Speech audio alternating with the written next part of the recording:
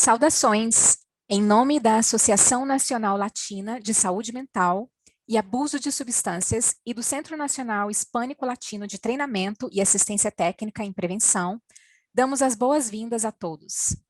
Hoje, nosso centro está feliz em fazer parceria com o Centro de Treinamento e Assistência Técnica em Prevenção dos Grandes Lagos, Região 5, para trazer esta conferência intitulada Trabalhando com Latinos, rumo a uma melhor compreensão de programas e práticas baseadas em evidências. Meu nome é Fabrícia Prado, eu sou psicóloga brasileira e trabalhadora social clínica, licenciada no estado da Geórgia, nos Estados Unidos, e vou estar apresentando a vocês a versão traduzida para o português dessa webconferência que foi originalmente apresentada em inglês, tendo como anfitriã a senhora Dolca Michele Zelaya, coordenadora do Centro Hispânico Latino de Treinamento e Assistência Técnica em Prevenção, o NHL-PTTC. Esta sessão está sendo gravada e arquivada para reprodução futura e uma cópia da apresentação de hoje também está sendo disponibilizada no website. Quando chegarmos à parte de perguntas e respostas desse webinar, você terá a oportunidade de escutar as perguntas que foram feitas durante esta conferência ao vivo e também todas as respostas oferecidas pelos apresentadores. Também foi pedido que os participantes desta webconferência ao vivo pudessem preencher uma pesquisa ao final do webinar, que é muito importante para o trabalho que o NHL-PTTC faz e proporciona a oportunidade de melhorar esforços de treinamento. Embora créditos de educação continuada para este evento ainda não foram possíveis, planejamos fazê-lo para eventos futuros. Um certificado de conclusão será enviado por e-mail ao final desta conferência web para aqueles que solicitarem. A NAUBA foi criada para cumprir uma voz nacional para as populações latinas na área de saúde mental e chamar a atenção para as grandes disparidades existentes nas áreas de pesquisa baseada em prática, utilização, acesso e pessoal devidamente treinado. O diretor executivo da NAUBA é o senhor Fred Sandoval. O objetivo da NAUBA é fornecer liderança nacional sobre saúde mental e abuso de substâncias da comunidade latina em todas essas áreas de foco: políticas em saúde mental e abuso de substâncias, educação e força de trabalho, prestação de serviços de saúde mental e abuso de substâncias, pesquisa de saúde mental focada em latinos, intervenções enfocadas na família latina. Agora, permita-me apresentá-los ao Centro de Treinamento e Assistência Técnica em Prevenção. O Centro Nacional Hispânico-Latino, PTTC, faz parte da rede PTTCs, um recurso multidisciplinar para profissionais da área de prevenção. O PTTC foi estabelecido em 2018 pelo Departamento Americano de Administração de Serviços de Abuso de Substâncias e Saúde Mental, SAMHSA. A rede PTTC é composta por 10 centros regionais domésticos, 2 centros de área de foco nacional e um escritório de coordenação da rede. Juntos, a rede atende aos 50 estados americanos, o Distrito de Colômbia, Porto Rico, as Ilhas Virgens Americanas e as Ilhas do Pacífico de Guam, Samoa Americana, Palau, Ilhas Marshall, Micronésia e Ilhas Marianas. O PTTC hispânico-latino tem um foco nacional nas comunidades hispânicas e latinas e na força de trabalho que presta serviços a estas comunidades. O PTTC hispânico-latino conta com a equipe do Dr. Pierluigi Mancini, diretor do projeto, a senhora Dolca Michele Zelaya, como coordenadora do projeto, e Priscila Diamassi como assistente administrativa executiva. É um prazer receber nossa querida colega Julia Parnell, co-diretora do PTTC dos Grandes Lagos. Júlia, bem-vinda. Obrigado, Dolca, e eu só quero agradecer a todos da NAUBA e do PTTC Hispânico Latino por colaborarem conosco hoje para oferecer a oportunidade desta conferência web. Eu também quero agradecer ao Dr. Vargas por ser nosso querido especialista nesse assunto e acho que estamos, então, usufruindo de todas essas participações. O PTTC dos Grandes Lagos é para a região 5 e trabalhamos com Illinois, Indiana, Michigan, Minnesota, Ohio e Wisconsin. Estamos na Universidade de Wisconsin-Madison, no que se chama CHESS, na abreviação em inglês, Centro de Estudos de Sistemas de Melhoria de Saúde. O que é um pouco único sobre o nosso centro é que, enquanto cada região tem o Centro de Transferência de Tecnologia para Prevenção de Abuso de Substâncias e Saúde Mental, na Universidade de Wisconsin temos os 3. A outra região que tem os 3 também. Então, isso realmente nos ajuda a trabalhar através desses campos, através dos PTTCs e quebrar esses silos. Então, isso é um pouco sobre o nosso PTTC dos Grandes Lagos. Você pode se conectar conosco de várias maneiras. Nosso website, é claro, está cheio de informações e você pode se inscrever para receber boletins informativos e e-mails. Não enviamos muitos e-mails, temos um boletim informativo mensal que traz muitas novas informações sobre os próximos eventos, mas você também pode se inscrever na nossa lista de e-mails. Então, se estamos fazendo um evento especial ou estamos promovendo conferências web particulares, você pode ter acesso a tudo isso. Você pode nos seguir no Facebook, no Twitter e também temos um canal no YouTube. E temos uma série de ótimos podcasts também. Então, estamos adicionando esta série de podcasts em torno da questão do estigma e estamos esperando 2 novos podcasts em torno do estigma por volta do próximo mês. Então, entre os membros-chave da nossa equipe estão Todd Mofenter, que ele é o nosso diretor em todos os 3 PTTCs, o de abuso de substâncias, saúde mental e prevenção. Sou coordenadora do nosso Centro de Transferência de Tecnologia de Prevenção. E Anne Shemsky é a nossa coordenadora de projetos. Então, você vai receber uma cópia desses slides e você pode entrar em contato com qualquer um de nós se houver qualquer maneira que possamos ser úteis ou se você precisa se conectar conosco. Eu só novamente quero agradecer aos nossos anfitriões e que vocês possam usufruir desta conferência web. Obrigada por estar conosco hoje. Obrigada, Júlia. Agora é a hora de apresentar o nosso palestrante, Dr. Luiz Vargas.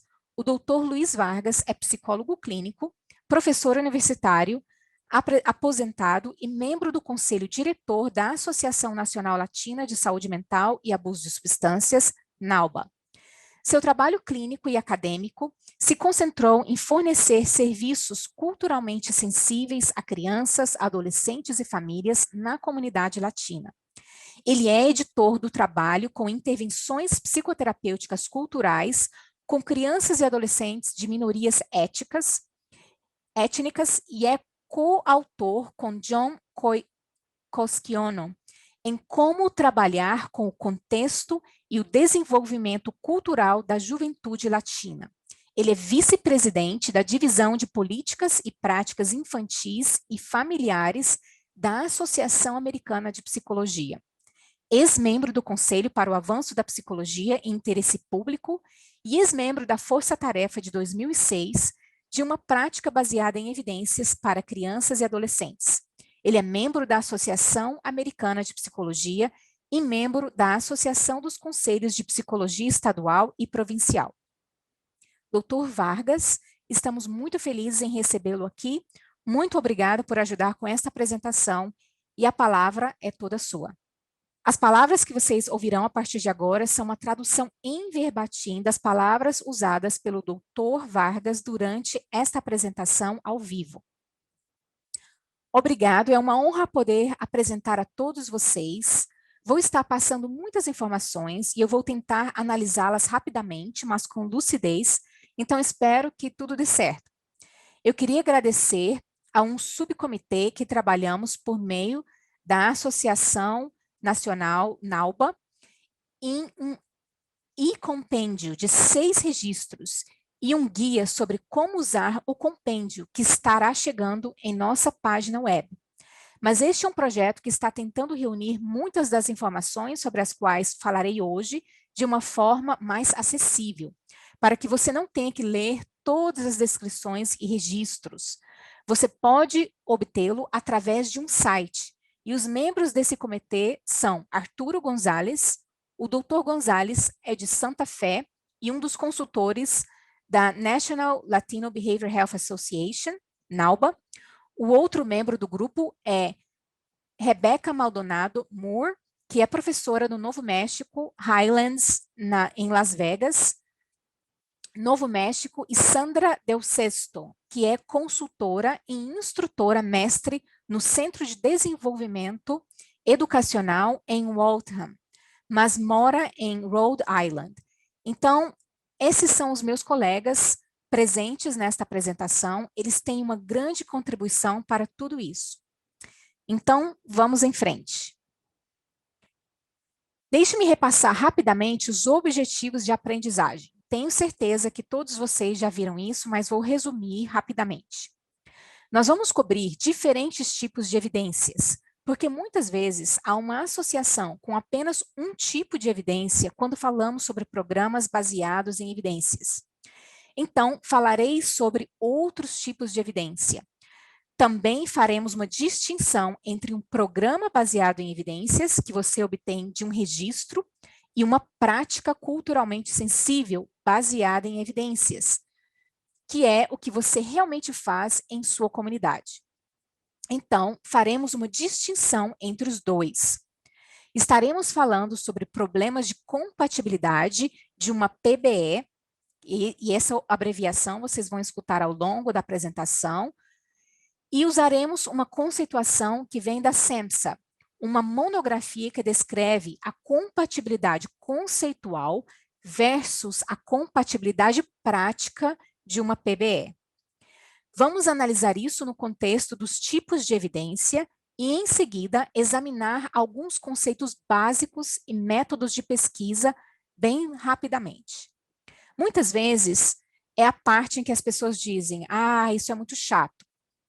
Concordo que sim, mas acho que há alguns aspectos importantes que quero destacar.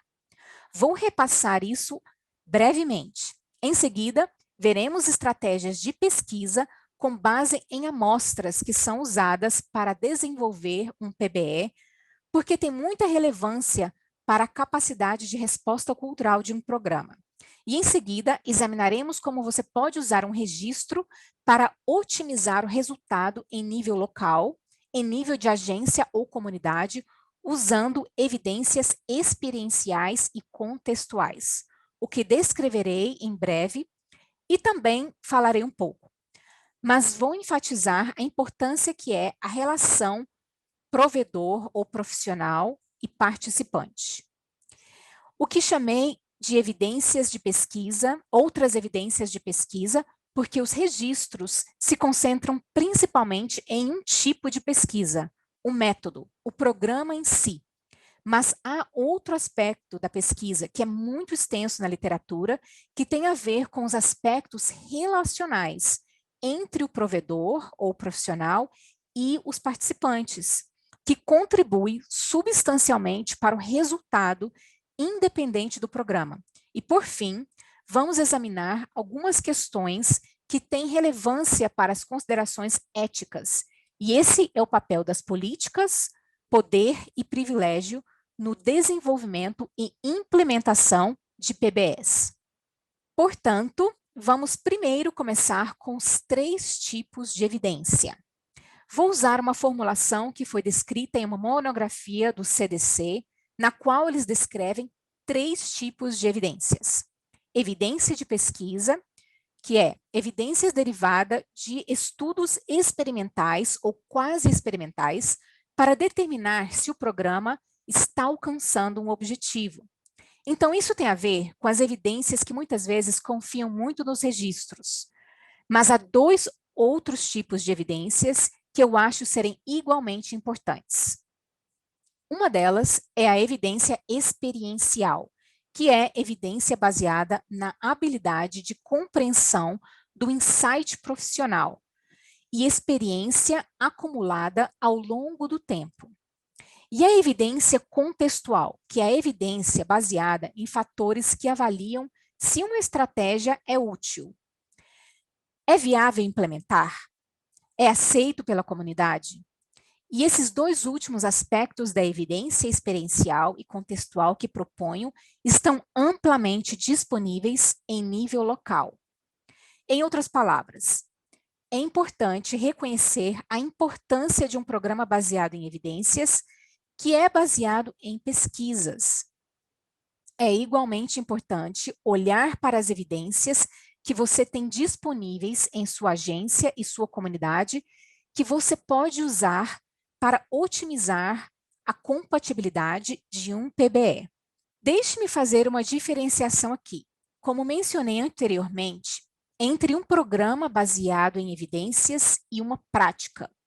Portanto, estamos definindo um programa baseado em evidências como um programa que é apoiado por estudos de pesquisa experimental ou quase experimental e que demonstrou ser eficaz em uma amostra ou amostras da população. Quero enfatizar a palavra eficaz. Vou entrar um pouco mais nisso porque não usei o termo eficácia. Você descobrirá em alguns minutos. Assim, o próximo esclarecimento tem a ver com o que é uma prática que estamos definindo como a integração de um programa baseado em evidências de pesquisa com a evidência experiencial e a evidência contextual que está disponível em sua maior parte no nível da comunidade local, no nível da agência local, em que o PBE será implementado. E aqui eu vou colocar para vocês duas advertências. As evidências de pesquisa, como mencionei antes, alguns minutos atrás, são usadas pelos registros para examinar os programas como baseados em evidências, mas a pesquisa se concentra principalmente em operações repetíveis definidas, replicáveis, necessárias para implementar os programas com fidelidade ao método teórico e prescrever os aspectos técnicos de um programa. Então, não fala sobre aquela outra evidência que eu falei, relacionamento provedor-participante. Então, irei abordar isso com um pouco mais de detalhes mais adiante na apresentação. Também quero enfatizar que acho que houve uma primazia dada a evidências baseadas em pesquisas. Então, quando as pessoas falam sobre PBS, nós meio que temos em autoestima e dizemos, uau, isso é o que temos que usar. E eu concordo com isso. No entanto, eu acho que eles só fazem sentido quando você leva em consideração as organizações e comunidades locais em que estão sendo implementadas e considere-o no contexto desses outros dois tipos de evidência, evidência experiencial e evidência contextual, que, como mencionei anteriormente, está disponível em nível local e se você não usar esse tipo de evidência, acho que não está otimizando a probabilidade de um resultado positivo em uma PBE. Pois bem, este é apenas um rápido visual da monografia do CDC, do que seria uma estrutura para a prática baseada em evidências, que é o que acreditamos também e que inclui a melhor evidência de pesquisa disponível. Evidência experiencial e evidência contextual. Esses três fatores formulam a base para uma prática baseada em evidências. E agora eu vou tomar um minuto rápido para fazer uma pergunta de enquete. Há apenas um tipo de evidências de pesquisa, verdadeiro ou falso? Então, durante a apresentação ao vivo, as pessoas puderam votar e responder se verdadeiro ou falso. O número 2 é a evidência de pesquisa e o único tipo de evidência a ser considerada na seleção de implementação de um PBE, verdadeiro ou falso. Portanto, a maioria das pessoas reconheceu a resposta correta. A evidência de pesquisa não é o único tipo de evidência a considerar na seleção de um programa. Lembre-se que mencionei que há dois outros tipos de evidência que também precisam ser considerados. Eu quero cobrir dois outros conceitos que são abordados em um recurso da SEMSA, e é sobre como aplicar PBS, o que considerar. Então, eles levantaram duas questões. Uma delas tinha a ver com o que eles chamam de compatibilidade conceitual. Isso tem a ver com o grau em que um programa é uma boa combinação para a tarefa necessária. Assim, por exemplo, um programa relativamente caro, que demonstrou prevenir substancialmente o uso de substâncias na juventude suburbana, é uma opção adequada para um programa bem financiado que está procurando um PBE para prevenir que os jovens usem substâncias em uma comunidade suburbana, certo? É a mesma população, é o mesmo que você está interessado naquela área de risco em particular. O uso de substâncias é um programa voltado para os jovens, e os jovens são principalmente de comunidades suburbanas. Portanto, essa é uma boa compatibilidade conceitual. Compatibilidade prática é o grau em que seu programa é adequado para a comunidade a que se destina. Então, por exemplo, se você tem um programa relativamente barato, que reduz moderadamente o uso indevido de substâncias na primeira e segunda gerações de mexicanos americanos, é uma opção adequada para uma organização que procura um programa acessível para evitar que jovens mexicanos americanos de segunda geração façam uso indevido de substâncias em sua comunidade. Mas quero acrescentar um outro fator a isso, que é a outra questão de compatibilidade prática, que tem a ver com perguntas para as quais você diria sim, e que seriam: os valores neste programa são semelhantes? Ou as mudanças que estamos defendendo, o tipo de comportamento que queremos que eles se envolvam em esforços preventivos, são consistentes com a cultura dessa comunidade? Esses tipos de perguntas de especulação são questões práticas, não conceituais, mas práticas. O quão compatível é para a comunidade a qual desejo aplicar esse programa? Vou repassar agora alguns conceitos básicos, e vou fazer isso brevemente, mas quero fazer a distinção entre eficácia e efetividade. Eficácia é a extensão em que um programa de prevenção ou intervenção atinge o efeito pretendido sob o controle ideal, que é o que algumas pessoas chamam de circunstâncias de laboratório, como em ensaios clínicos randomizados. Lembre-se que quando você tem eficácia controlada bastante, quando você tem eficácia, controla bastante a amostra. Em outras palavras, você tem critérios de exclusão, você tem critérios de inclusão, e que podem não corresponder à forma como estão sendo aplicados na comunidade. Em outras palavras, sua comunidade pode ser bastante diferente daquela amostra na qual a eficácia foi demonstrada, porque a eficácia foi demonstrada em ambientes muito controlados. Esses vários fatores que você deseja certificar-se de que você pode atribuir a mudança ao programa e não a uma outra coisa. O que realmente nos interessa é a efetividade. Até que ponto uma intervenção atinge o efeito pretendido no mundo real, na agência, na comunidade e no ambiente clínico em que você está. Mas a maioria dos estudos que estão no registro, bem, devo dizer que todos os estudos nos registros foram examinados com base na eficácia e não na efetividade. Isso é um pouco de desconexão. Não há uma solução fácil para isso, mas é apenas algo para estar ciente de que significa que você tem que olhar mais quais são os aspectos controlados nesses estudos que foram usados para examinar um programa e quão semelhantes são aquelas as condições às quais estou tentando aplicar em minha comunidade ou em minha agência, e quero examinar 3 aspectos de validade.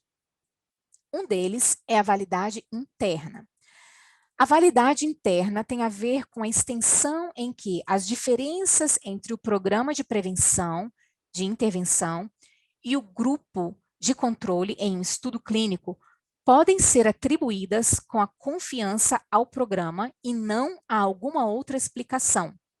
E então, isso se relaciona com o que às vezes é descrito como tratamento ou fidelidade ou integridade do programa. Ou seja, você pode aplicar esses programas, você tem que aplicá-los como os desenvolvedores desses programas pretendiam. Às vezes, eles têm protocolos e dizem exatamente como fazer. E você não pode se desviar muito desses protocolos. Porque se você estiver se desviando muito deles, não é mais aquele programa. E isso, então, compromete a validade interna. Depois, há o aspecto da validade externa, que em nossas ciências do comportamento aborda o resultado da intervenção e o resultado da prevenção. Parece que nos esforçamos para generalizar, ou seja, queremos demonstrar que esse programa é válido para uma ampla gama de população e contexto. No entanto, nem sempre sabemos disso. Por causa dos aspectos controlados daqueles estudos experimentais e quase experimentais. No entanto, eu diria que, como praticantes ou como provedores, o que mais nos interessa não é a validade externa, mas a validade ecológica. Até que ponto um programa de prevenção ou de intervenção pode demonstrar ter os efeitos desejados no mundo real em um ambiente particular, e eu discutiria com uma população particular. Então, essa definição de validade é um pouco diferente daquela que o CDC usa, porque realmente a separa em algum grau de validade externa e diz que o que realmente estamos interessados é se meu programa funciona em minha comunidade com as pessoas que eu estou servindo. Essa é a pergunta que queremos responder. Não se podemos generalizar. Então, deixe-me fazer essa distinção, porque isso terá algumas implicações na seleção de um programa. A maioria dos registros analisará ensaios de controle aleatório e outros ensaios clínicos randomizados. Esses são estudos nos quais os participantes são designados aleatoriamente. Bem, você não pode fazer isso no mundo real, mas você não pode fazer isso nos experimentos, porque você quer ser capaz de atribuir o efeito do programa ao programa e não para alguns outros fatores. Então, eles são considerados os delineamentos de pesquisa mais fortes, juntamente com delineamentos quase experimentais, que não têm atribuições aleatórias, mas têm um controle considerável, não um controle experimental. Mas eles estão um pouco abaixo dos estudos experimentais, mas ainda são considerados delineamentos rigorosos. Os registros tendem a usar critérios que dizem que você deve ter mostrado que os programas mostraram diferenças estatisticamente significativas entre o programa e aqueles que não receberam o programa, com base em delineamentos experimentais e quase experimentais. Vou fazer uma menção muito rápida de meta-análises. Alguns dos registros estão usando meta-análises, que é uma forma de combinar as descobertas de, digamos, 12 ou 10 estudos, e você desenvolve uma estatística para medir o tamanho do efeito de todos esses estudos combinados. E descreverei o que o tamanho do efeito significa em alguns minutos. Mas esta é uma forma rápida de resumir os estudos de uma forma muito eficaz. Integridade ou fidelidade do tratamento, eu já descrevi anteriormente. Então, vamos passando adiante. Isso aqui é o que eu quero sublinhar. Ainda em muitos dos registros, a ênfase é colocada nisso. Este programa mostrou diferença estatisticamente significativa entre ter o programa e não ter o programa. E sim, foi feito por meio de uma tentativa de controle randomizada, um ensaio de controle aleatório ou um projeto quase experimental. É importante saber isso, mas como provedores não nos diz muito, porque o que realmente precisamos saber é o tamanho do efeito. Qual é o tamanho do efeito? É a saber o quão grande foi a diferença que o programa realmente fez. E isso é importante porque se você vai gastar muito dinheiro, muitos recursos, muito tempo, você deseja selecionar um programa que você sabe que terá um grande efeito. Você não deseja selecionar um programa que, embora tenha se mostrado estatisticamente significativo, melhor do que os que não receberam nenhum tratamento ou nenhum programa, tem apenas um tamanho de efeito mínimo, não muda o comportamento ou não muda muito o conhecimento ou o que quer que seja. Então, estamos realmente mais interessados no tamanho do efeito. O que, no momento, muitos registros ainda não fazem é abordar isso diretamente. Alguns, sim.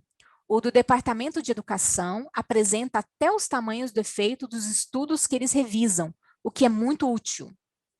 Outra maneira de ver isso também seria usar o que é chamado, no próximo slide, um intervalo de confiança. Mas a maioria dos estudos não estão relatando isso. A ideia aqui é que cada medição diz que estamos medindo a depressão numa escala de 0 a 9, 0 sem depressão, 9 depressão muito grave, e você mostra que seu programa resultou em uma média de 4,27. E o grupo de controle teve uma média de, digamos, 5,75. Você tem que reconhecer que essa medida tem um erro e que se você submetê-la a alguma análise estatística, você pode dizer, bem, o que eu sei agora, dado como essa medida funciona de depressão, há 95% de chance de que essa medida de depressão, que acabou com uma média de 4,7, está realmente em qualquer lugar entre 2,92 e 5,62. Portanto, isso é algo a considerar. Seria ótimo se os registros estivessem examinando isso um pouco mais, mas ainda não o fazem. No entanto, eles estão olhando para o tamanho do efeito, que também é informativo, mas eu só queria enfatizar essa parte. Agora, mais uma pergunta de enquete. A medida mais importante da eficácia de um programa é a diferença estatisticamente significativa do resultado entre o mesmo e o grupo de controle ou comparação. Verdadeiro ou falso? Então, eu vou dar alguns segundos para que vocês pensem. E a resposta correta é falso. Lembre-se de que não é tanto a diferença estatisticamente significativa, mas o tamanho do efeito que é mais importante para o provedor. É o quanto de efeito esse programa realmente teve, porque você pode trazer à tona a diferença estatisticamente significativa apenas aumentando o tamanho da amostra.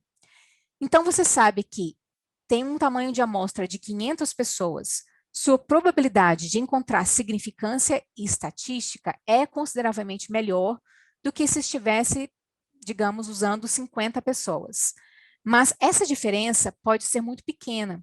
Então, tudo que você está vendo é um programa que teve uma melhoria mínima, mas se mostrou estatisticamente significativo. Mas essa melhoria mínima não é algo que a maioria de nós, como provedores, como profissionais, diria que vale a pena o dinheiro, o esforço, os recursos, porque na realidade isso levará a uma quantidade muito pequena de mudança na direção positiva. Então, com isso, agora estamos entrando na essência dessa apresentação. Queremos ver como as amostras são usadas como estratégias de pesquisa no desenvolvimento de PBS. Então, o que fizemos foi descrever uma espécie de categorização de 4 níveis de PBS. O primeiro chamamos de programas genéricos. Um programa genérico, estamos definindo como segue, é originalmente desenvolvido principalmente ou exclusivamente no grupo étnico majoritário europeu-americano, ou um programa que não menciona levar quaisquer fatores culturais em consideração ao desenvolver e implementar esse programa. Portanto, em geral, todos os programas e registros são programas genéricos. Portanto, quando você olha os registros, eu diria que provavelmente 90 a 95% são programas genéricos. A outra estratégia baseada em amostra é o programa culturalmente adaptado. Este é um programa genérico que foi culturalmente adaptado para uso com uma minoria étnica ou grupo racial específico. Deixe-me dar um exemplo. Há um programa chamado Programa para Paz, que tem tamanhos de efeito muito grandes, suporte de evidências muito altos, chamado TCIT, Terapia de Interação Pais e Filhos, da Universidade da Flórida. Programa muito bom que foi adaptado culturalmente por um grupo da Universidade da Califórnia, em San Diego, para uso com mexicanos americanos. E esse programa é denominado GANAS, por a sua abreviação em inglês. GANAS também mostrou em não tantos estudos, mas em pelo menos um estudo, uma diferença não apenas estatisticamente significativa, mas um grande tamanho de efeito. Portanto, esse é uma boa adaptação cultural do programa PCIT para mexicanos americanos. Esse é um exemplo de programa adaptado culturalmente, ou culturalmente informado, ou culturalmente responsivo. Este é um termo que criamos depois de vermos vários programas em vários registros e descrevemos como programas nos quais os desenvolvedores afirmam que o programa levou fatores culturais em consideração ao desenvolver o programa, ou o programa permite levar considerações culturais em implementação. No entanto, o programa, com muitos desses programas que analisamos, o problema com esses programas é que eles não fornecem muitas informações sobre como são culturalmente informados ou culturalmente responsivos, ou o que você fez ou faz para garantir que o programa seja culturalmente informado ou responsivo. Eles fornecem algumas orientações, mas são muito vagas, mas pelo menos mencionam que desejam ter essa intenção. Portanto, a próxima categoria são os programas específicos para latinos ou programa específicos para a cultura, que é um programa desenvolvido especificamente para um grupo latino em particular, digamos, mexicanos americanos, porto-riquenhos ou cubano-americanos. Deixe-me repassar aqui alguns dos prós e contras disso tudo, e eu os explicarei enquanto falo. Vou combinar os prós e os contras, mas você tem aí essa tabela que vocês podem ver, que é um pouco exaustiva quando você olha para ela pela primeira vez, mas estará aí para a sua referência. Então, vamos começar com os programas genéricos, como mencionei. A maioria dos sujeitos ou participantes nos estudos usados para examiná-los como PBS são principalmente brancos não hispânicos. Na verdade, esses são os melhores programas de pesquisa e estudo, por isso aparecem nos registros 90% das vezes. Quero dizer, ao contrário dos outros tipos, eles podem ser aplicáveis a uma ampla gama de uma população em termos de etnia e raça, mas às vezes não sabemos realmente. Então, por exemplo, se você tem um programa que se mostrou muito eficaz, digamos, na redução do uso de substâncias, e sua amostra é composta por 80% de americanos europeus, e exceto por outras etnias, e os latinos são responsáveis por 8%, você tem que tomar uma média dos resultados. Você toma essas medidas e as aplica a toda a amostra e determina que o programa, de fato, teve um efeito moderadamente alto. Em outras palavras, funcionou e funcionou moderadamente bem. Então, você vai dizer, bem, tenho essa população latina, acho que vou tentar usar esse programa agora. O que a maioria dos estudos não está fazendo é o que é chamado de agregação de dados. Em outras palavras, muitos desses estudos não dizem, ok, eu tenho 80% de europeus americanos, tenho 8% latinos. Deixe-me olhar para aquela amostra de latinos de 8% e ver se eles pontuaram o mesmo que o americano europeu. E aí você pode descobrir que este programa em particular, embora tenha um efeito moderado geral, quando você olha para os latinos, ele teve apenas um efeito mínimo sobre eles. Mas você não sabe disso, porque tudo que você está vendo é a média de toda a amostra. Então, é importante saber como a amostra é composta quando você olha os registros. Muitos dos registros dirão que revisamos esses estudos e esses estudos sabiam que temos 50 latinos, então esse tinha 40 latinos. Então, quanto maior a representação, é um pouco mais útil, apesar do fato de que pode não haver aquela desagregação de dados em que observam as pontuações específicas das populações étnicas na amostra. Mas, pelo menos, isso é um pequeno guia. O programa culturalmente adaptado tem a vantagem de ser culturalmente responsivo e considerar possíveis características culturais, linguísticas e sociais de grupo étnico específico.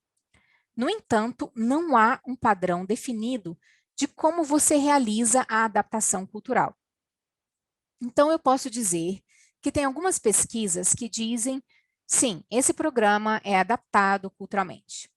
Então, posso dizer que tem algumas pesquisas que eu vou dar um exemplo na vida real. Um estudo que disse que isso é uma adaptação cultural e o que fizemos foi traduzimos um instrumento para espanhol e baixamos o nível de leitura de sexta para quarta série.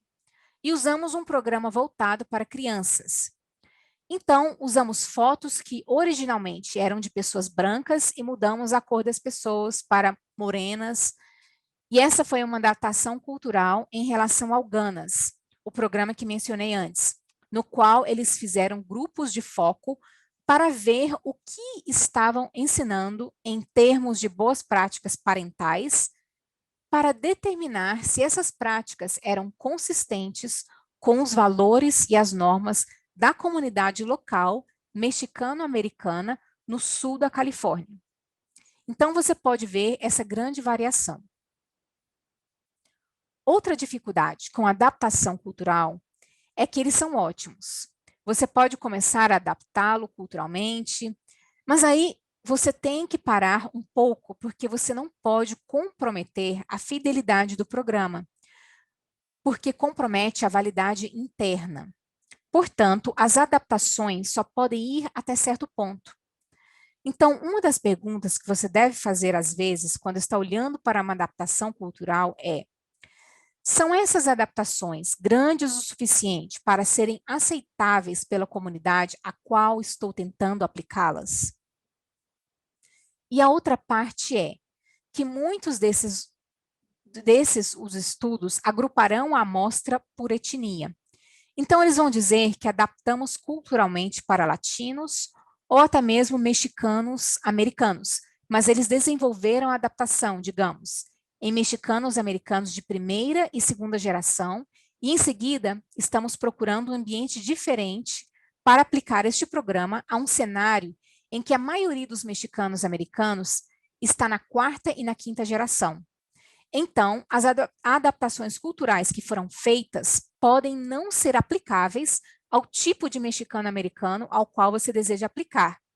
Porque, de muitas maneiras, esses mexicanos americanos de quarta e quinta gerações podem ser muito mais parecidos com os europeus americanos e você pode ter um melhor resultado com um programa genérico, em vez de um programa adaptado culturalmente, voltado para os mexicanos americanos menos aculturados. Agora vamos passar para culturalmente informado. Essa é uma categoria ampla. Não há um padrão definido para o que são os programas que variam amplamente com o grau em que são informados ou responsivos. E, às vezes, não há muita orientação sobre como realmente fazer o que eles estão dizendo para torná-los culturalmente informados ou responsivos. Então, você deve olhar cuidadosamente os protocolos e os manuais de treinamento que eles estão fornecendo. Agora, o último tem a ver com os programas específicos para latinos. Se você desenvolver um programa específico para latinos e aplicá-lo a populações similares, provavelmente será a melhor compatibilidade, não apenas conceitual, mas eventualmente prática, desse programa para a sua comunidade, como o exemplo do programa Ganas.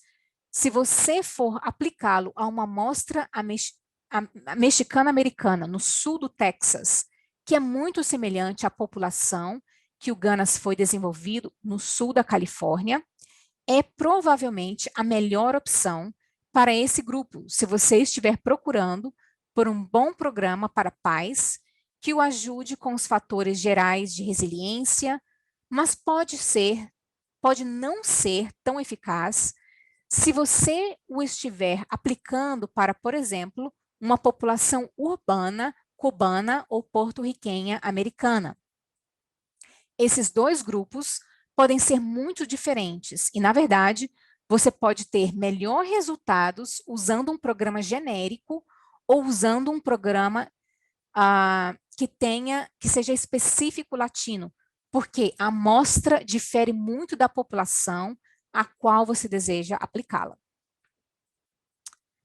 E agora temos mais uma pergunta de enquete. Qual é o melhor tipo de PBS para populações latinas? Programas genéricos, programas culturalmente adaptados, programas culturalmente informados ou responsivos, programas específicos para latinos, ou o número 2 ou o número 4, ou depende. Então, vou dar alguns segundos para vocês pensarem. A resposta é depende. Porque lembre-se de que, sob certas circunstâncias, mesmo um programa culturalmente específico, que, digamos, voltado para os mexicanos americanos rurais, pode não ser o melhor programa para os porto-riquenhos urbanos em Nova York. Portanto, é algo que você deve observar, assim como outros fatores, para ver o que contribui para uma melhor compatibilidade prática. Então, deixe-me repassar mais uma vez alguns conceitos básicos. A compatibilidade conceitual se alinha mais intimamente com a evidência de pesquisa. Você tem esses fatores de risco nos quais está interessado. Você tem um programa que aborda esses fatores de risco e tem se mostrado eficaz com isso. No que diz respeito a esses fatores, mas a compatibilidade prática se alinha mais com evidências experienciais e contextuais. Em outras palavras, você tem esse programa específico, mas então percebe que o programa foi desenvolvido em uma área urbana, com grande parte de europeus americanos de classe média, e está procurando um programa para aplicá-lo na área rural de imigrantes salvadorenhos no centro da Califórnia. Portanto, você deve considerar esses dois fatores, mas pode ver a diferenciação da declaração entre o uso da evidência de pesquisa para estabelecer a compatibilidade conceitual e o uso de evidência contextual e experiencial para estabelecer a compatibilidade prática. Portanto, diríamos que um programa é selecionado a partir de um registro. Acho que principalmente com base na compatibilidade conceitual e apenas secundariamente nas questões de compatibilidade prática. Existem algumas coisas que têm a ver com a compatibilidade prática que você pode obter de um registro e entraremos nisso em alguns minutos. E a compatibilidade prática de um PBE selecionado para a comunidade a que se destina é otimizado. E este é um aspecto importante, otimizado pela evidência experiencial e contextual que descrevi até agora. Em outras palavras, olhando para o que está disponível em sua comunidade local, que diz a você se isso é de fato compatível com os valores, as práticas, as crenças de sua comunidade. Portanto, um programa genérico é selecionado com base em uma compatibilidade conceitual muito boa, e você deseja ter certeza de que tem um forte suporte de evidências. Há um bom número de estudos dizendo que funciona, mas pode ter uma compatibilidade prática pobre. Assim, por exemplo, um programa de prevenção de vaping ou de cigarros eletrônicos, desenvolvido em amostras de jovens urbanos, principalmente brancos, em bairros suburbanos de classe média na Nova Inglaterra, está sendo considerado por uma agência sem fins lucrativos, mal financiada na Califórnia Central, para o uso com jovens mexicanos americanos de primeira e segunda geração, de renda e famílias em grande parte migrantes. Esta não é uma boa compatibilidade prática. Programas culturalmente adaptados e programas culturalmente informados ou responsivos, selecionados com base em uma compatibilidade conceitual muito boa e um forte suporte de evidências, podem ter uma melhor compatibilidade prática do que um programa genérico. E eu digo que pode ser correto porque há outros fatores que você precisa considerar, como nós temos falado. Mas isso depende da semelhança, da evidência experiencial e contextual em que os programas são baseados. Vou descrever isso em alguns minutos com mais detalhes. Um programa específico para latinos pode ser selecionado com base em uma boa compatibilidade conceitual e forte suporte de evidências, mas pode ter melhor compatibilidade prática do que um programa genérico selecionado na mesma base, mas apenas na medida em que a evidência experiencial e contextual de ambos os programas são semelhantes. Deixe-me dar um exemplo. Um programa de prevenção do uso indevido de drogas, desenvolvido em amostras de jovens porto-riquenhos urbanos de baixa renda na cidade de Nova York e na Filadélfia, foi selecionado por uma agência para ser usado com jovens porto-riquenhos urbanos de baixa renda em Chicago. Portanto, é importante considerar os dados demográficos dessa amostra dos estudos que foram usados para avaliar o programa como um PBE que está disponível no registro. O que devemos considerar ao selecionar PBEs de um registro? É uma pergunta. Em primeiro lugar, temos que ter certeza de que os registros estavam analisando conjuntos de critérios claramente definidos para determinar que um programa se baseava em evidências. 2. Considerar a força do suporte evidencial. Portanto, ele diferencia entre suporte evidencial moderado e substancial. Ele atende direta ou indiretamente aos tamanhos de efeito e não apenas às diferenças estatisticamente significativas. E alguns registros fazem isso muito melhor do que outros, mas a força do suporte de evidências é um fator-chave na seleção de um bom programa. A outra parte que consideramos no desenvolvimento de nosso compêndio foi que queríamos selecionar registros que tivessem informações que mostrassem que os efeitos do programa se sustentaram ao longo do tempo. E eu acho que é um aspecto importante se você está gastando muito dinheiro, esforço e recursos. Você quer ter certeza de que o programa não tem apenas um efeito imediato, tem um efeito de sustentação, dura ao longo do tempo. E isso deve fazer parte dos critérios usados pelo registro para designar um programa como baseado em evidências. E a outra é selecionar registros que são revisados regularmente, são atualizados. Se houver mais estudos, eles o revisam e isso pode mudar a força do suporte evidencial de um programa. Você também está atualizando em termos de quais programas estão surgindo e acho que, com o tempo, veremos programas melhores e mais adaptados e específicos culturalmente nesses registros. O que eu fiz aqui é apenas dar a vocês uma lista. Estes são o que usamos em nosso compêndio eletrônico. Nós diríamos que são registros muito bons, eles atendem aos critérios que acabei de descrever e estão aí para a sua referência se você precisar deles em termos de querer selecionar algum programa. Esses 4 primeiros são registros que podem ser aplicados em uma variedade de ambientes, escolas, comunidades, clínicas, hospitais e assim por diante. Novamente, esses registros são muito bons. Eles estão listando programas que são administrados em um distrito ou escola em nível da escola. Então, isso requer um distrito ou um líder escolar para aprová-los, mas esses registros são muito bons e o último ainda dá informações sobre o tamanho do efeito dos estudos que foram usados para examinar o programa como um PBE, o que é notável. Apenas um aviso rápido agora, poucos dos registros descreverão adaptações culturais.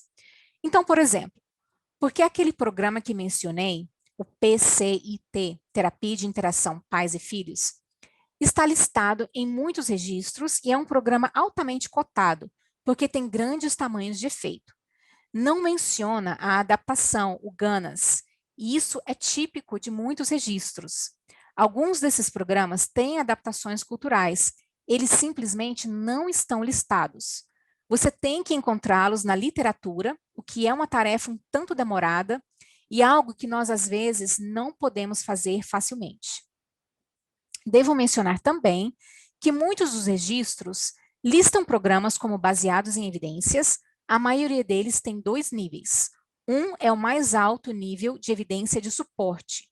O próximo não é tão alto, mas ainda há evidência de suporte. Claro, você deseja primeiro olhar para o nível mais alto, e em seguida, se não houver nenhum na área que você deseja examinar, então você pode mover para o próximo nível. Mas eles também listarão alguns programas com termos como sugestivo, emergente ou promissor. Já ouvi algumas pessoas dizerem, bem, você sabe que meu programa foi listado neste programa que irei usar e listado no registro. No entanto, este programa está listado como um programa promissor ou emergente, não é baseado em evidências. Assim, os registros listarão os programas baseados em evidências e outros que você deseja examinar. Em primeiro lugar, aqueles que têm espaço para evidências, que geralmente são como o nível superior. Os programas de 2 níveis principais em seus registros. E, claro, tantos de vocês sabem que alguns desses programas exigem certificação de treinamento especial. Eles podem exigir licenças se for uma terapia específica ou um tratamento que você diga que precisa ser licenciado. É algo a ter em conta também. Vamos dar uma olhada em como maximizar a compatibilidade conceitual na seleção de um PBE de um registro. Se houver um programa culturalmente responsivo específico, culturalmente adaptado e informado, que tenha uma boa compatibilidade conceitual. Em outras palavras, vamos supor que ele esteja tentando reduzir a inadimplência. Você pode perguntar qual deles tem a evidência mais forte para a qual se destina. Você deseja examinar o nível superior primeiro e, em seguida, verificar se é específico de uma cultura, culturalmente adaptado ou informado. Eu sugeriria examiná-lo primeiro nessa ordem. Há um culturalmente específico, adaptado culturalmente, informado ou responsivo? Supondo que eles tenham apoio evidencial semelhantes. Então, vamos supor que estamos olhando para um segundo nível, porque não há primeiro nível. Programa de suporte a evidências de nível superior. Estamos olhando para o próximo, mas há programas nesse nível que são de qualquer um dos 3. Eu diria que comece com um específico culturalmente primeiro e depois vá para culturalmente adaptado, depois vá para culturalmente informado ou responsivo, para tomar uma decisão sobre qual é o mais adequado para a sua comunidade. Se houver apenas um programa genérico disponível, considere esses dois fatores. Qual deles tem o melhor suporte de evidência? O nível superior, o nível inferior? E qual programa foi desenvolvido e avaliado quanto à eficácia ou efetividade usando amostras com a maior porcentagem de latinos e que está disponível nos registros? O que fizemos no compêndio foi resumir esses 6. Na verdade, vamos dizer a vocês, este programa em particular tem 6 estudos que foram usados para examiná-los como um PBE. E o número médio de latinos nesses 6 estudos foi por volta de 20% ou 40%.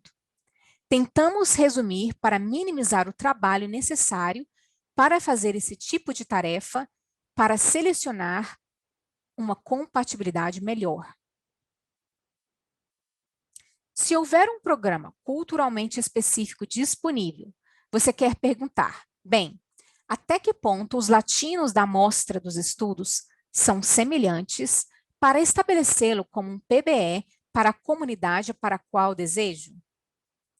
É intencional, porque se for muito diferente, como mencionei antes, talvez seja melhor usar um programa genérico. Se a amostra for tão diferente, se houver um programa adaptado culturalmente, a pergunta que você pode fazer primeiro é: a adaptação parece adequada para a comunidade a que se destina? E como você consegue essa resposta a essa pergunta?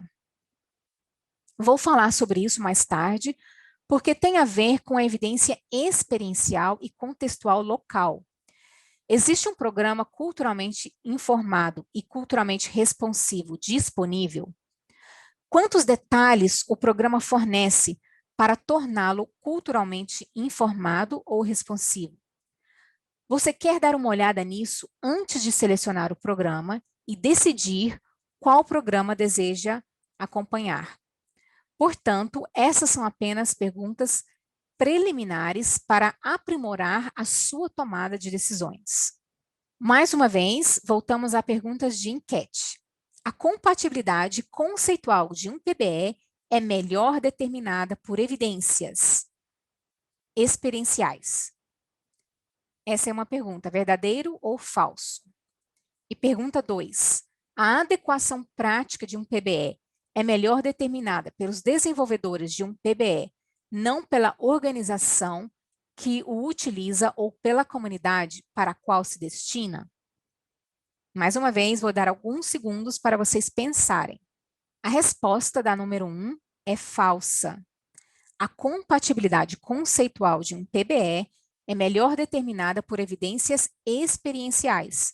Lembre-se de que a evidência experiencial e contextual está amplamente disponível no nível local, não no nível de pesquisa, não no nível que está listado no registro, porque o que é uma questão de compatibilidade conceitual? Esta PBE aborda o fator de risco que eu estou interessado e é voltado para a população que eu quero considerar? Por exemplo, no final da adolescência? O que não está dizendo é que, dada a minha comunidade, este programa em particular funcionaria com meus adolescentes que são em grande parte não aculturados. Eles são migrantes, estão trabalhando nos campos do centro da Califórnia e algumas das abordagens usadas por essa intervenção podem não ressoar realmente com esta população e eles podem não o aceitar. Então, é importante considerar esse aspecto. Na questão da compatibilidade prática, a resposta é falsa. Número 6, que é que a compatibilidade prática é melhor determinado não pelos desenvolvedores, mas pela organização, a comunidade. Então, a maioria das pessoas que responderam a enquete ao vivo acertaram. Então, vamos passar para a próxima. Portanto, se você estiver usando um programa genérico, aqui estão algumas questões a serem consideradas. As crenças e valores do programa são consistentes com os da comunidade para a qual o programa se destina? Os participantes do estudo costumavam apoiá-lo como PBE da mesma área geográfica ou de área geográfica semelhante aos membros da comunidade a que se destina? Os participantes dos estudos foram usados para apoiá-lo como um PBE? Novamente, as informações disponíveis no registro das mesmas áreas de fronteira rural, suburbana, urbana, de uma comunidade na qual desejo aplicá-las? E que adaptações serão necessárias para torná-lo aceitável para a comunidade a qual se destina? Considere não apenas os fatores culturais aqui, mas também o nível educacional, o nível socioeconômico e a proficiência no idioma. Todos esses fatores são importantes quando você está selecionando um programa, porque você pode ter um excelente programa, mas ele simplesmente não é voltado para os fatores educacionais, socioeconômicos, de proficiência no idioma e outros. E, claro, fatores culturais adicionais. Portanto, tenha em mente que sempre que você estiver fazendo adaptações em um programa, é necessário envolver o desenvolvedor do programa, ou a pessoa que o promove, pois eles precisam aprovar o quanto de adaptação você pode fazer, para não comprometer a fidelidade do programa. No caso desses outros programas específicos culturalmente, adaptados culturalmente ou programas responsivos informados. Aqui estão algumas das perguntas que você deseja fazer. Os participantes do estudo usados para apoiá-lo eram da mesma área geográfica ou semelhante? São da mesma área, cidade, urbanista? É um subúrbio urbano, rural? Veja a semelhança dessas populações nesses programas. Nos estudos que foram usados para avaliar os programas como PBEs, o quão semelhantes eles são para onde você deseja adaptá-los. Se os materiais são em espanhol, o espanhol é semelhante ao espanhol falado na comunidade a que se destina? O espanhol varia consideravelmente? Não apenas nas palavras específicas que são usadas, mas também nos modismos. O estilo de certas frases que usamos pode ser muito diferente e ter significados muito diferentes em diferentes subculturas de latinos. E, novamente, observando quais adaptações podem ser necessárias. Portanto, já mencionei algumas das preocupações sobre o envolvimento dos desenvolvedores dos programas. Deixe-me enfatizar aqui uma coisa que eu acho que é ignorada em grande parte da implementação de programas baseados em evidências, particularmente na área de intervenção. Há um grande corpo de pesquisa que examina a relação provedor-participante e tem mostrado que ela é responsável por uma contribuição substancial para o resultado, independente do programa em si. Importa quem é a pessoa e quem está aplicando o programa e como eles se relacionam com os participantes. Particularmente na área de intervenção, ela representa pelo menos o tanto benefício para o participante e possivelmente até mais do que o método ou a técnica do programa em particular. Se você está considerando o relacionamento com o participante e está adicionando isso em seu treinamento para o programa, você está maximizando o potencial do efeito positivo desse programa. Você está ampliando consideravelmente isso. Quais são algumas dessas características que os provedores usam para aprimorar o relacionamento? Estes são baseados em resultados de pesquisa. A aliança entre o provedor, ou o terapeuta, ou o profissional e o participante, a colaboração entre o provedor e o participante, o uso de consenso de objetivos em cada sessão para que você concorde sobre quais metas deseja obter após a entrega de um programa ou uma sessão em um programa, a criação de coesão no grupo participante, a empatia do provedor. Quão empático é o provedor que está fazendo o programa? O uso pelo provedor de consideração positiva e afirmação dos participantes no programa. E, por último, coleta e entrega de feedback dos participantes. O treinamento da equipe para mostrar esses comportamentos aumenta consideravelmente o resultado positivo potencial de um programa independente desse programa. Está ampliando o potencial positivo para resultados. Ao incorporar outros aspectos do relacionamento participante-provedor, aqui estão as perguntas que se podem fazer. Os provedores do programa receberão treinamento sobre como integrar elementos positivos do relacionamento provedor-participante na implementação do PBE? Como a organização garantirá que os provedores do programa estejam dando tanta atenção ao relacionamento provedor-participante quanto ao método programa e a sua entrega, ou o seu fazer? Como você otimiza a compatibilidade prática usando evidências experienciais e contextuais? Obteremos a opinião dos especialistas da comunidade no que diz respeito à seleção do programa. Ou seja, auxiliam na seleção de um programa, no cadastro para a sua implementação e adaptação. Obtém a opinião dos membros da comunidade, no qual o PBE será implementado, no que diz respeito à seleção do programa do registro, a implementação e a adaptação, e avalie a utilidade da estratégia do programa para a comunidade para a qual está sendo implementado. Quão útil é o sentimento da comunidade sobre este programa? Eles acham que será útil para avaliar a viabilidade e o custo da implementação do programa na comunidade a que se destina?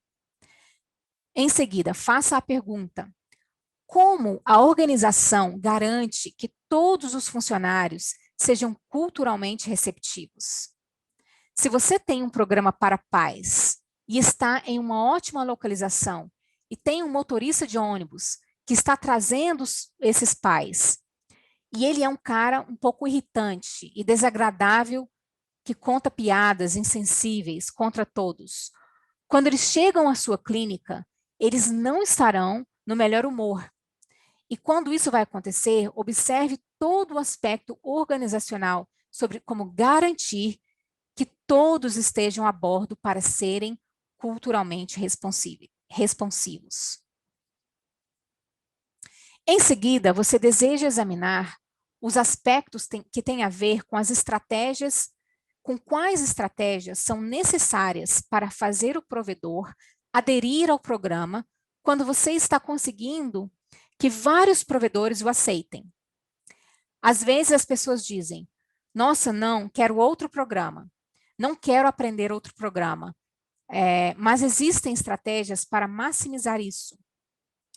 Uma estratégia que está na literatura é: você escolhe a pessoa com o mais alto nível de credibilidade lá dentro e começa com ela para ensinar o programa e fazer com que eles aceitem, porque essa pessoa terá um grande impacto sobre seus colegas e sua credibilidade subsequente no programa.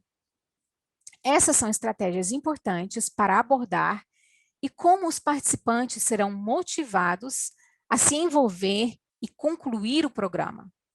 Você vai usar incentivos? Você vai providenciar transporte? É o local onde o programa é administrado acessível e culturalmente acolhedor? Você pode ter um ótimo programa em um ambiente universitário que não seja na comunidade ou um pouco longe da comunidade e não seja um lugar que as pessoas queiram ir. é que existem certos aspectos sobre o ambiente que não são tão atraentes. Embora o programa possa ser ótimo e a equipe seja ótima, e eles também sejam muito cientes dos aspectos relacionais.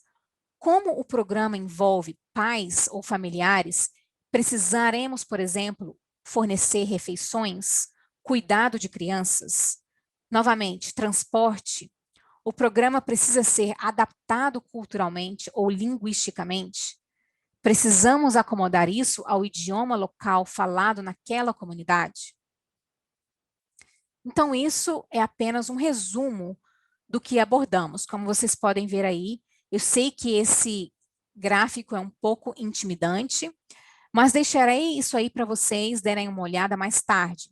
Mas é basicamente uma representação gráfica das decisões que alguém pode tomar, e as últimas são mais etapas que você executaria para garantir uma melhor compatibilidade prática no nível de registro. Então, vocês podem dar uma olhada nesse gráfico depois. Mais uma pergunta de enquete. O uso de evidências experienciais e contextuais não é tão importante se você selecionou PBE com um bom suporte de evidências empíricas. Verdadeiro ou falso? Sim, é falso. Porque lembre-se de que as evidências experienciais e contextuais são evidências que você acumula no nível local para se adaptar ou adequar melhor ao seu PBE. Por último, quero apenas terminar esta palestra para considerar o que posso pensar como questões éticas importantes. E esta é uma citação que uma colega, doutora Marcela, me enviou anos atrás de um psicólogo na Índia. Deixe-me ler para você. O pensamento ocidental atual da ciência da psicologia, em sua forma prototípica, apesar de local e indígena, assume uma relevância global e é tratado como um modo universal de geração de conhecimento. Claro, nós, como americanos, não gostamos de ser descritos como indígenas locais, mas em um sentido global, provavelmente somos.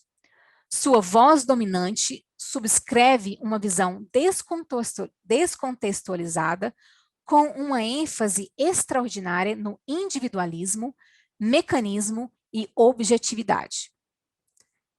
Posso dizer que a maioria dos meus parentes latinos não diria que valoriza o individualismo e provavelmente não são pensadores mecanicistas, pensadores lógicos, positivistas, e não valorizam a objetividade da mesma forma que os americanos tradicionais valorizam.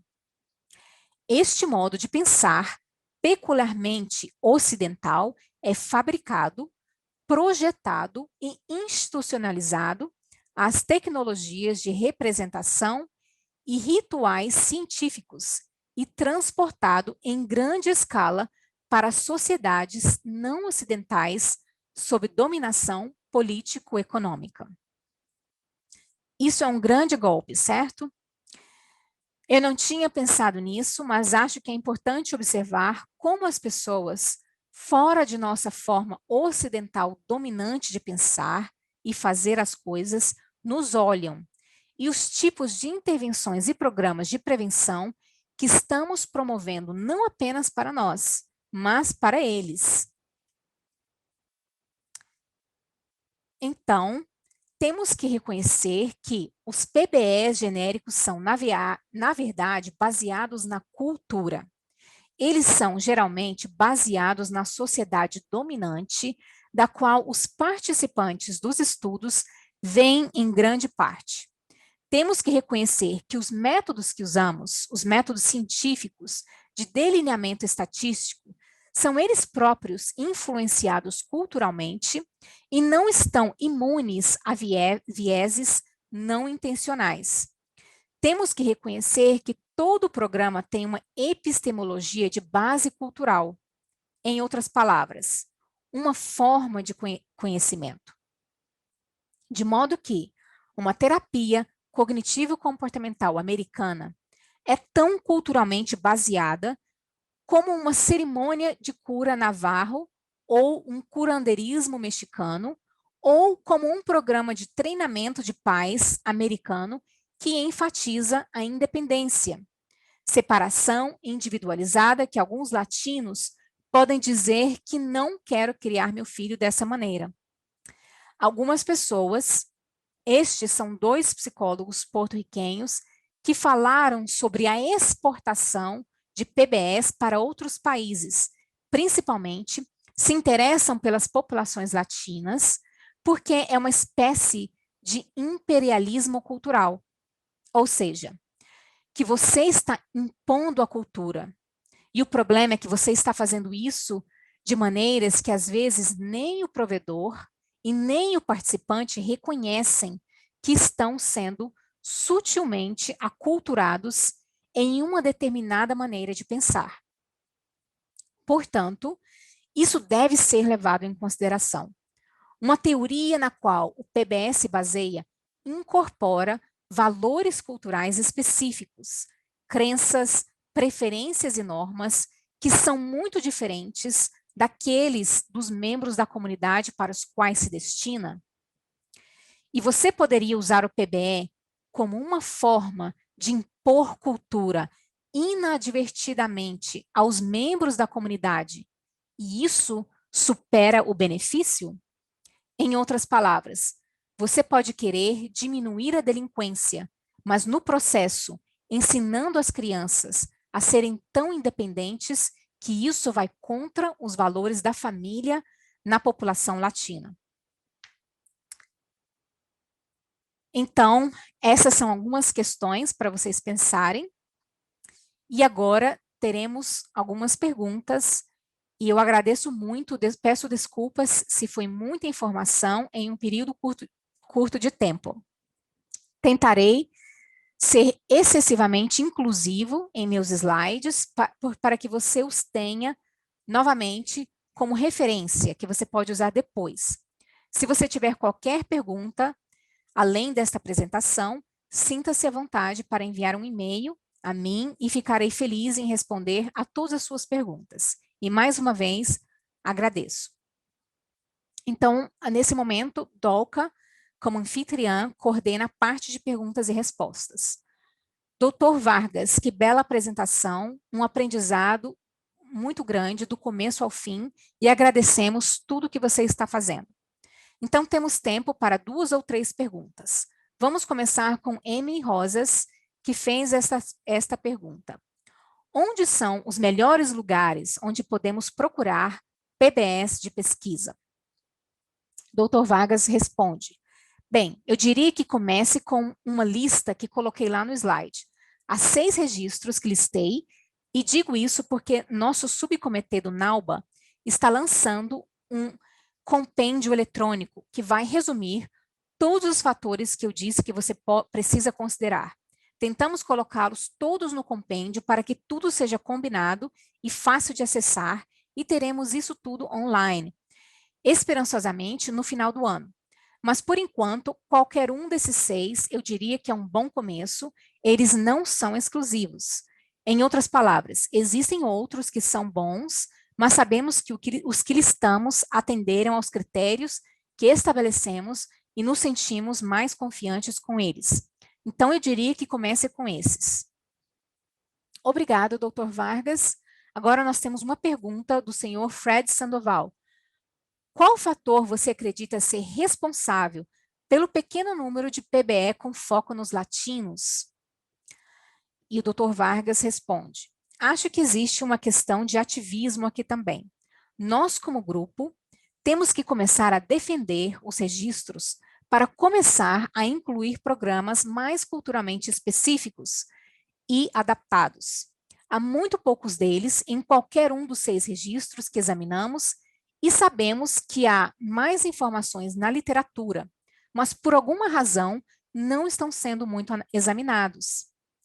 Então, há um problema de ativismo e defesa. Quero dizer, queremos começar a entrar em contato com os registros e começar a dizer que precisamos desse tipo de informação.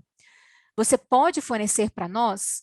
e não tem a ver apenas com o fato de haver um programa culturalmente adaptado, específico da cultura, mas também as grandes questões demográficas maiores que nos ajudam a selecionar programas.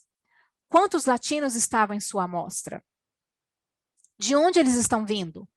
Áreas rurais, urbanas, que parte do país estamos olhando? Algumas coisas que são muito fáceis de coletar, mas não estão necessariamente presentes em todos os registros. Outras sim, mas acho que devemos começar a nos mover um pouco mais para encorajar esses grupos a olhar para as questões que acreditamos serem importantes quando nós selecionamos PBS para as nossas comunidades latinas. Próxima pergunta. Quando esse compêndio estará disponível? Esperamos disponibilizá-lo com segurança nos próximos 3 a 4 meses, e será por meio do nosso site, do NAUBA. Estamos muito entusiasmados com esse projeto, que está consumindo muito tempo, mas é muito gratificante podê-lo fazer. Ainda há muito trabalho a ser feito. Quero dizer, certamente não estou feliz ainda com o resultado final, mas estou feliz de receber mais informações. Obrigada e gostaríamos de agradecer novamente ao Dr. Vargas por esta apresentação maravilhosa e surpreendente ao Comitê de Práticas Baseadas em Evidências da NAUBA e por todo o trabalho que eles estão fazendo para avançar no uso de PBS e, é claro, o PTTC dos Grandes Lagos por colaborar conosco por esta incrível apresentação. Obrigado, e aqui estamos mostrando agora as informações de contato do nosso apresentador, Dr. Luiz Vargas, e aqui as informações do NHL-PTTC, o PTTC Nacional Hispânico-Latino. Vocês podem entrar no website ou entrar em contato diretamente. E aqui as informações também do PTTC dos Grandes Lagos. Por favor, entre em contato para maiores informações sobre os projetos que eles possam ter disponíveis. E então, esse é o link para avaliação de satisfação para aqueles que participaram dessa webconferência ao vivo. Mais uma vez, muito obrigado pela sua participação desse webinar intitulado Trabalhando com Latinos, rumo a uma melhor compreensão de programas e práticas baseados em evidências. Obrigados a todos, aproveitem o resto do dia. Até logo.